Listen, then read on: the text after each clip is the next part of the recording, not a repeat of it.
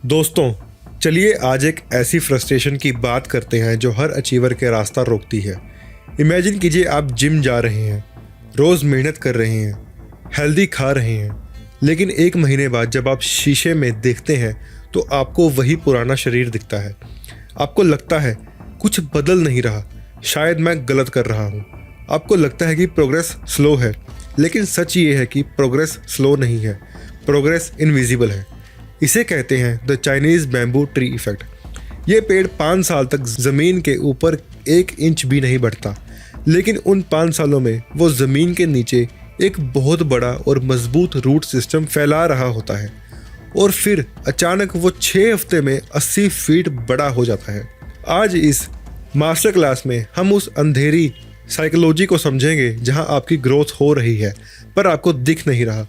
हम बात करेंगे कि क्यों आपका दिमाग लीनियर रिजल्ट्स मांगता है जबकि लाइफ एक्सपोनेंशियल होती है।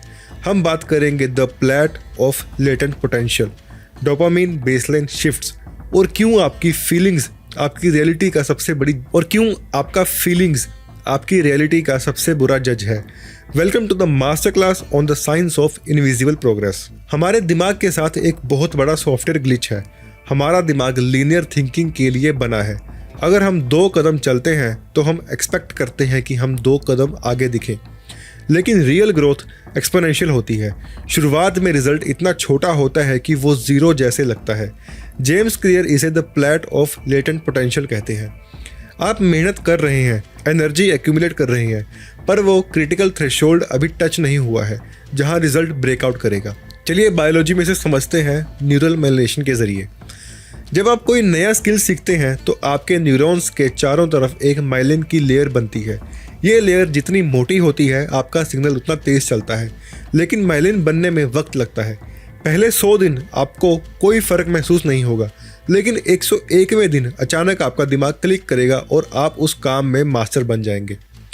प्रोग्रेस स्लो इसलिए लगती है क्योंकि हमारा प्रीफ्रंटल कॉर्टेक्स सिर्फ विजुअल एविडेंस को स्कैन करता है, वो इंटरनल रिस्ट्रक्टिंग को स्कैन नहीं कर पाता।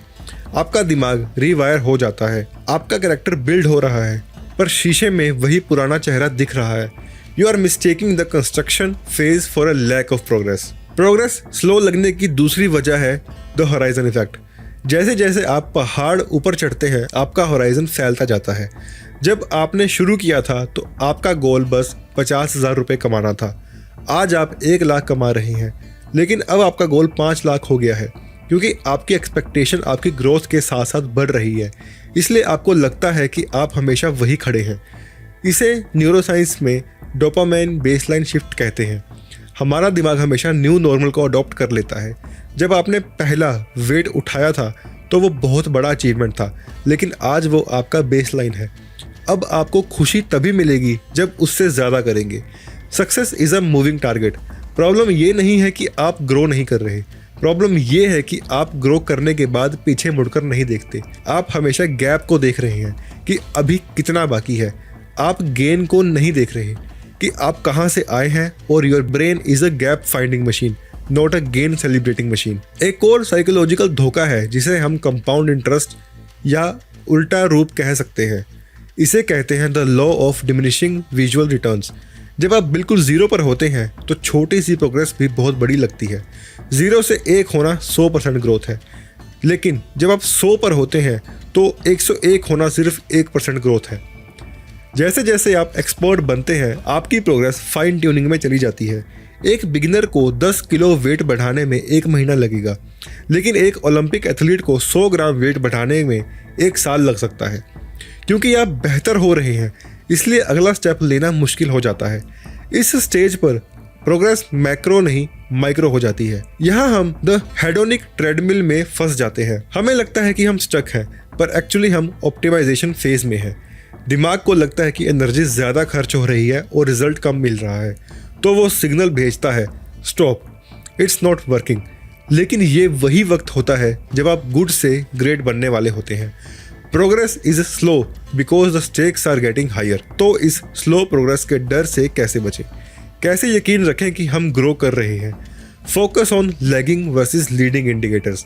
सक्सेस लैगिंग इंडिकेटर है, आपकी हैबिट्स लीडिंग इंडिकेटर हैं।